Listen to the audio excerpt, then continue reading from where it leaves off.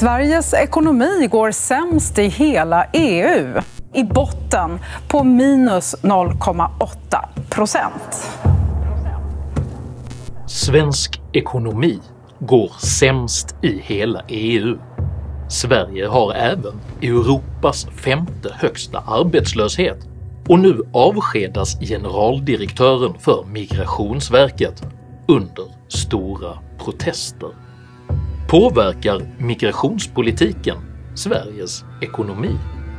Hur hanterar egentligen Sveriges förvaltning migrationspolitiska kostnader? Och vad händer med ett samhälle som vägrar kännas vid sina ekonomiska begränsningar? Dessa frågor tar jag upp i veckans video om migrationens pris. Uppskattar du mina filmer så hjälper du mig att kunna fortsätta göra dem om du stöttar mig via något av betalningsalternativen här nedanför. Det är endast tack vare ert generösa och frivilliga stöd som jag kan fortsätta att utveckla denna kanal, så ett stort tack till alla de av er som bidrar. Idag talar jag om migration, integration och om stagnation. Häng med!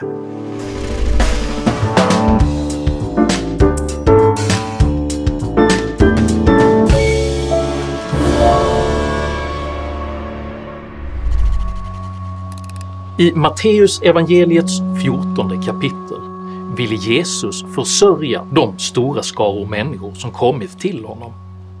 Jag känner stort medlidande med dessa människor.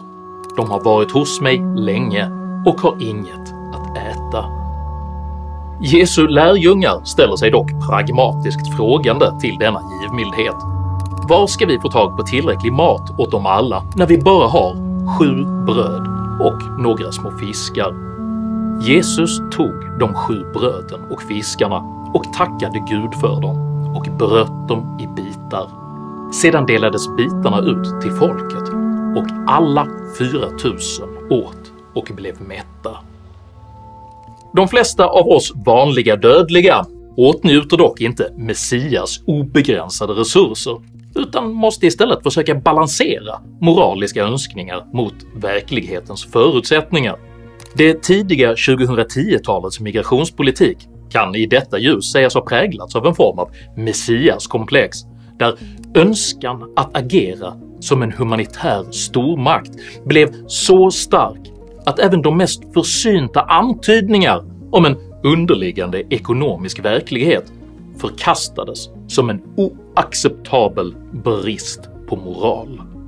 När dåvarande migrationsminister Tobias Billström år 2013 dristade sig att nämna att invandringsvolymen påverkade integrationskapaciteten blev han därför hårt angripen.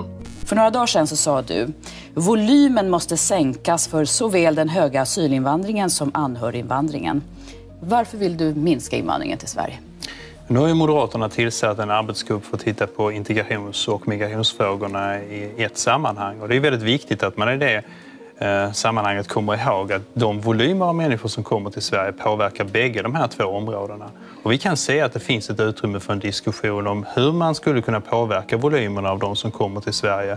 Anna Hedenmo frågar nu påtagligt perplext om Billström verkligen menade att integrationsförmågan skulle påverkas av migrationens storlek.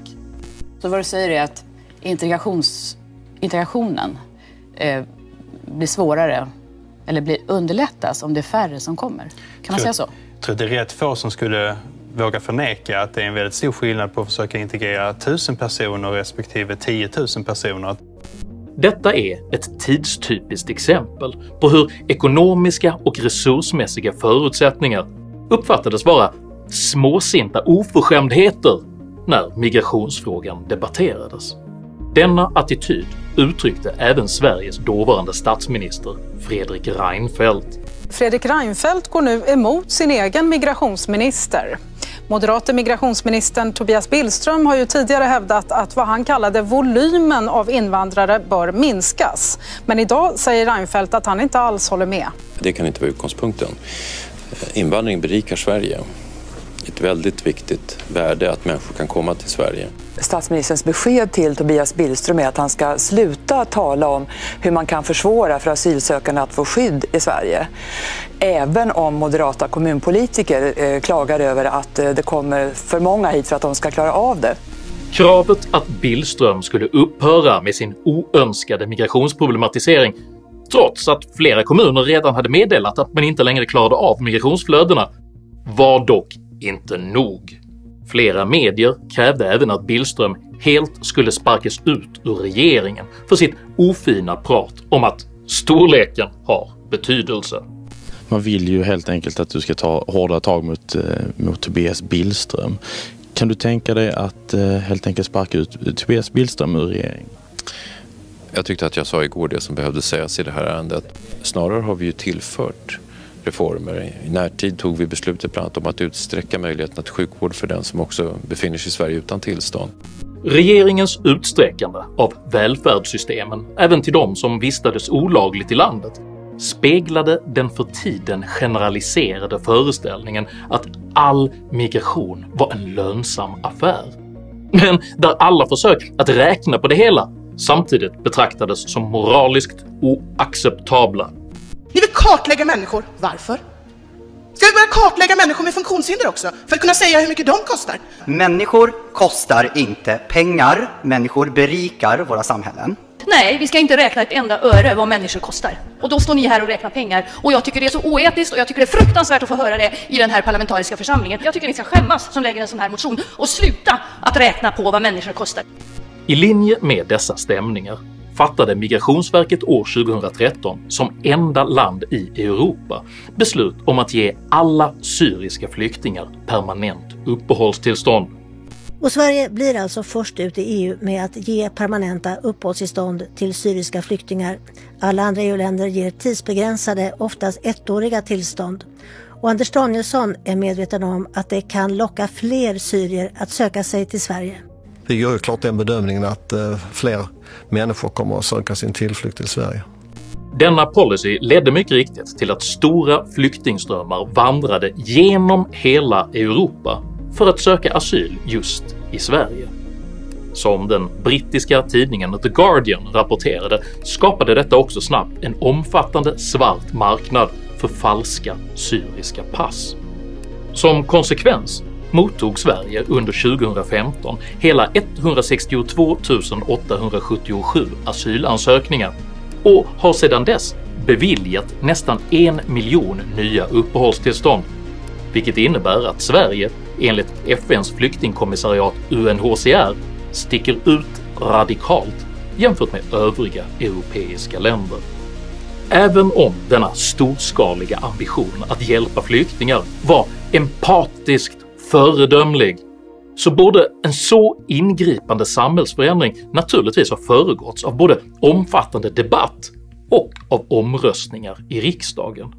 Att man under många år istället kämpade stenhårt för att inte få någon kunskap om migrationens kostnader och ändå sålde in den som en stor vinstaffär ledde till att Sveriges vidlyftiga migrationspolitik aldrig fick någon verklig demokratisk förankring.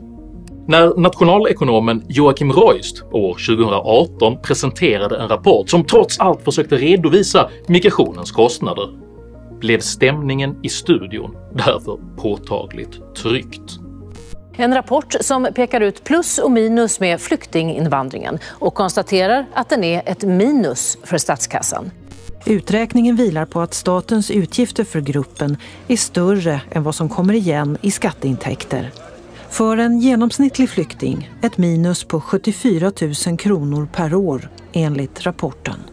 Sen finns det ju andra som menar också att det finns en samhällsekonomisk vinst med flyktingar. Att det finns en samhällsekonomisk vinst med invandringen. Jag tror att det är svårt att säga att det finns en samhällsekonomisk vinst med flyktinginvandringen. Det betyder inte att vi inte ska ha en flyktinginvandring, för vi har den inte av ekonomiska skäl utan vi har den av humanitära skäl, och så medför den en ekonomisk kostnad. Denna video är ingen kritik mot migration som fenomen, utan en kritik mot att frågan hanterades på ett missledande och oansvarigt sätt. För precis som Röist säger så har vi inte flyktinginvandring för att den ska vara lönsam, utan av humanitära skäl.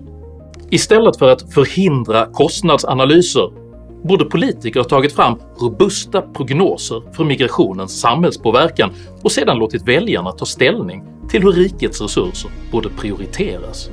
Detta hade förankrat migrationspolitiken demokratiskt och transparent genom att göra folket till stakeholders i den förda politiken, istället för att alienera den allt större del av väljarkåren som nu känner sig migrationspolitiskt bedragna.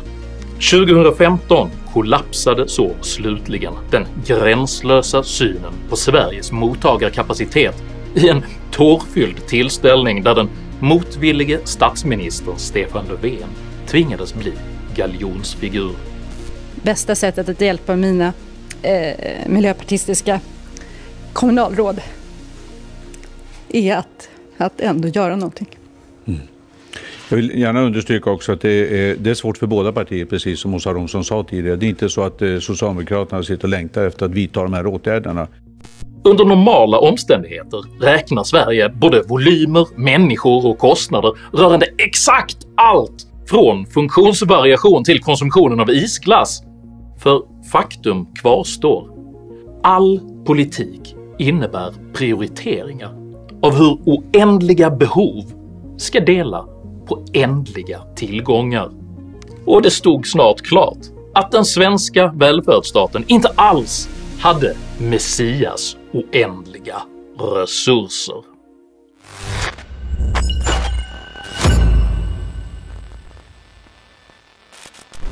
Sveriges stora invandring påverkar nu i stort sett varenda politikområde på ett sätt som gör deras utveckling närmast obegriplig om man inte väger in migrationens konsekvenser. Till exempel beskriver EU-kommissionens senaste prognos Sveriges ekonomi har lägst tillväxt i hela EU. Detta trots att Sveriges produktivitet och reallöneutveckling har ökat med cirka 70% de senaste 25 åren. Sveriges ekonomi går sämst i hela EU, men så Sverige då i botten på minus 0,8%.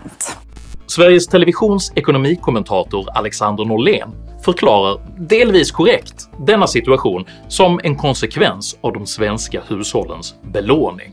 Ja, varför går det sämst just för Sverige? Bostadsmarknaden högbelånad, räntekänsliga, går inte på fiket lika ofta. Men både skuldsättningsgraden och benägenheten att fika ser faktiskt snarlik ut i till exempel det betydligt bättre presterande Danmark. Norlén anför sedan den tidigare negativa räntan som en förklaring till Sveriges jumboplacering. Hur kan det komma sig då? Alltså, vi ligger ju ändå väldigt långt ner här. Varför har vi hamnat i den situationen att vi utmärker oss så pass mycket? Vi var ju extrema tidigare i att inte bara ha nollränta utan även minusränta. Men Europeiska centralbanken introducerade negativa räntor redan 2014, vilket har påverkat hela EU, utan att ge andra länder Sveriges låga tillväxt. Norlén menar nu att kontinentens lägre än befarade energipriser har lett till att de inte tvärbromsat sin tillväxt på det sätt som Sverige har gjort. Lägre energipriser än befarat i Europa förklarar till stor del varför de och andra länder ändå inte tvärbromsar. Men enligt statliga Vattenfalls siffror har de svenska energipriserna generellt sett varit lägre än på kontinenten. Så inte heller detta förklarar varför Sveriges tillväxtprognos nu är sämst i EU. Den verkliga förklaringen till att Sverige har lägst tillväxt i hela Europa är inte att svenska företag och yrkesverksamma plötsligt skulle ha blivit mindre produktiva, utan att ett stort antal lågproduktiva migranter nu måste räknas in i arbetsstyrkan. Sveriges dåliga siffror beror på att tillväxten beräknas per capita och Sveriges befolkning har ökat snabbast i hela EU de senaste 10 åren. Sveriges befolkningstillväxt på hela 9,42% under denna period är till exempel dubbelt så stor som Danmarks och 4 gånger större än Finlands. Svenskt Näringslivs nya rapport “Reformer för fler i arbete” visar entydigt att andelen långtidsarbetslösa utrikesfödda precis under denna period växte förbi den fallande trenden för inrikesfödda. I reda tal innebär detta att över 1,3 miljoner individer, eller var fjärde person i arbetsför ålder, alltså inte försörjer sig själv. Detta innebär att 38,5% av Sveriges befolkning år 2020 stod för både sin egen och för alla andras försörjning. Enligt Svenskt Näringslivs beräkningar innebär denna låga självförsörjningsgrad en sammantagen statsfinansiell kostnad på cirka 270 miljarder kronor per år. För att sätta detta i perspektiv så kostar alltså Sveriges hela polisväsende cirka 34 miljarder kronor per år och Sveriges sammantagna sjukvård cirka 81 miljarder kronor per år. Och detta är den verkliga anledningen till att Sverige har sämst tillväxt i hela Europa.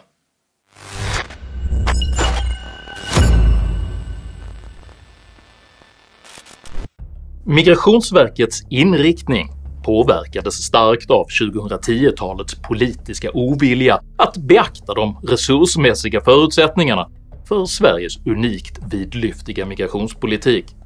Ett exempel på detta är när Migrationsverkets dåvarande generaldirektör Dan Eliasson år 2009 fastslog “Jag kommer aldrig att bli upprörd över ett felaktigt beviljat uppehållstillstånd.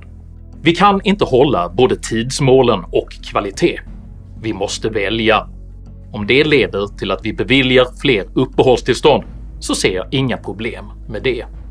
Denna attityd förstärktes ytterligare i Dagens Nyheters hagiografiska skildring av Migrationsverkets dåvarande generaldirektör Anders Danielsson, som år 2015 lät hälsa tidningens stjärnögde reporter Björn af Kleen. Tänk om Churchill aldrig hade sagt “We shall never surrender” 1941. Tänk om han istället hade sagt “Vi är illa ute grabbar, det är nog kört”. Det handlar om ledarskap. Nu är det dags att ta ytterligare ett steg framåt. Det är ju nu systemet prövas. Det är nu vi ska hålla i det. Systemet är designat just för sådana här situationer. Och vi har råd. Men systemet var inte designat för just sådana här situationer.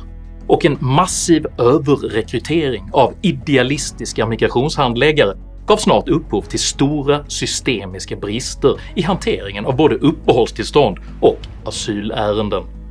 Journalisten Henrik Sjögren skriver i tidningen Fokus.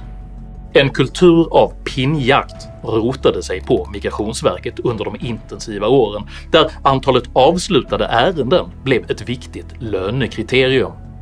Migrationsverkets tidigare beslutsfattare Anna Högberg beskriver situationen. Pinnjakten blev vansinnig och den fortgår ännu, så vitt jag vet. Inte bara för de anställda individerna utan för hela avdelningar.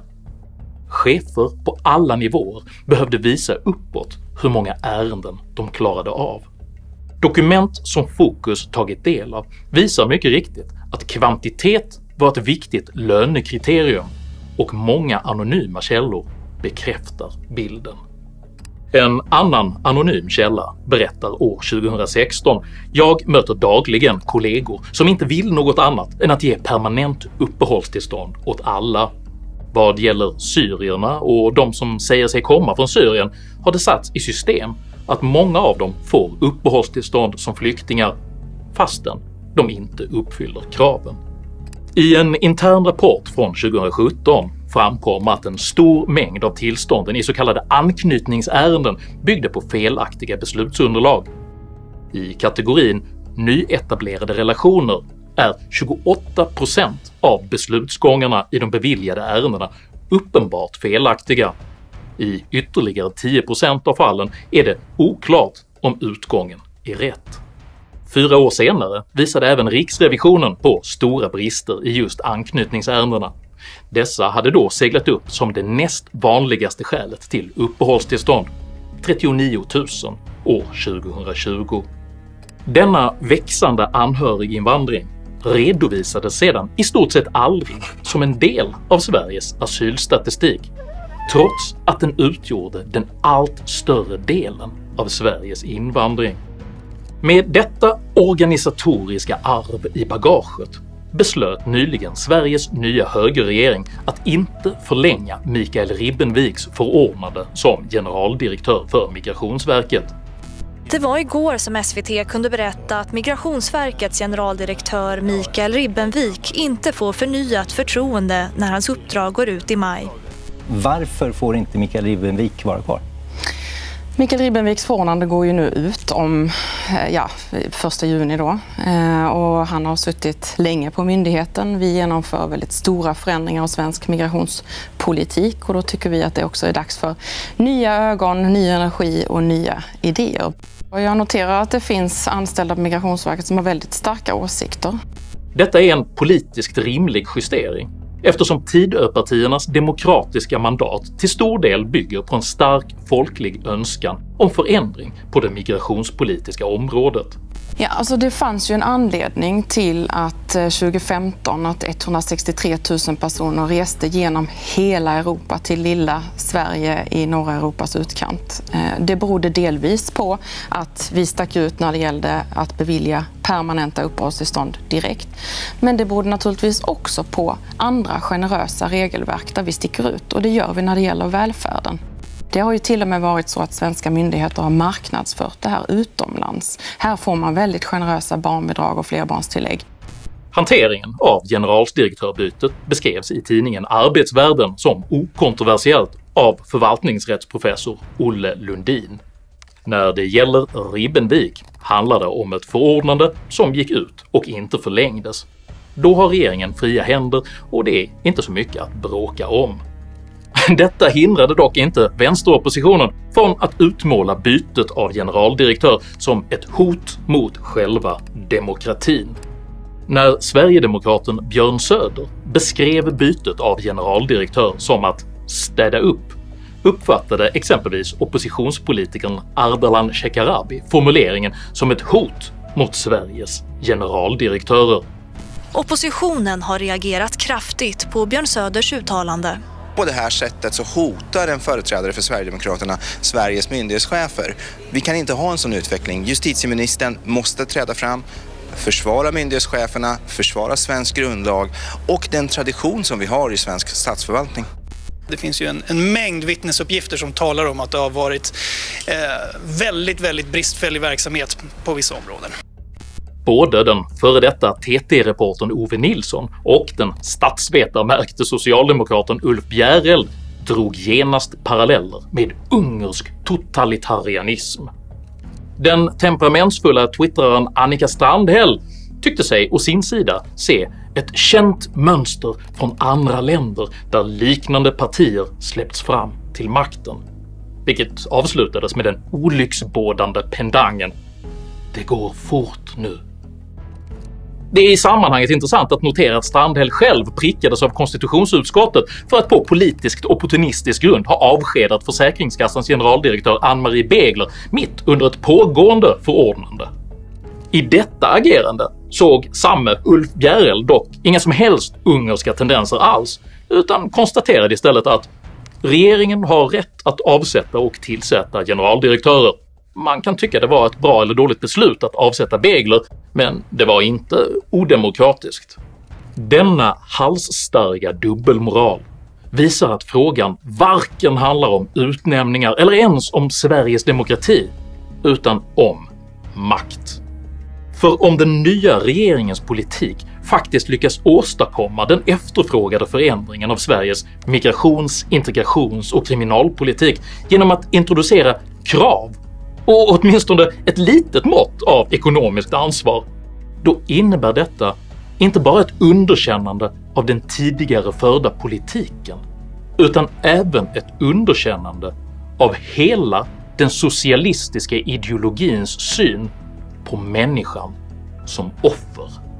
Och utan denna maktrelation, där ständigt multiplicerande socialistiska kommandohöjder lyckas övertyga ett offerskapskollektiv om att endast de sitter på de obegränsade resurser som kan frälsa hela världen ifrån ondo, då har vänstern ingen väg tillbaka till makten alls. Och för den politiker som påstår sig kunna bespisa hela världen på 7 bröd och några fiskar torde det vara värt att minnas vad Jesus hade att säga om fåfänglighetens högmod. De skriftlärda och fariseerna har satt sig på Moses stol, men handla inte som de gör, för de säger ett och gör ett annat. De binder tunga bördor och lägger dem på folket, men själva vill de inte ens med ett finger flytta dem. Allt vad de företar sig gör de för att människorna ska lägga märke till dem. De tycker om att ha hedersplatsen vid festmåltiden och att sitta främst i synagogan, och de vill bli hälsade på torgen och kallas rabbi av alla människor. Men den som på detta vis upphöjer sig själv kommer ytterst att bli förödmjukad. Och allt tyder på att förödmjukelsens tid är kommen. Om du uppskattade innehållet i denna video så hjälper det mycket om du delar den med dina vänner och kanske till och med stöttar mitt arbete via något av betalningsalternativen här nedanför. Dela gärna med dig av dina egna åsikter och erfarenheter i kommentarsfältet, men jag ber dig att alltid vara artig. Jag accepterar inte aggression, personpåhopp eller rasism i mina idédrivna kommentarsfält. Tack för att du som kommenterar respekterar detta. Jag heter Henrik Jönsson och jag anser ekonomisk realism vara nödvändig för att långsiktigt kunna hjälpa andra. Tack för mig och tack för att du har lyssnat.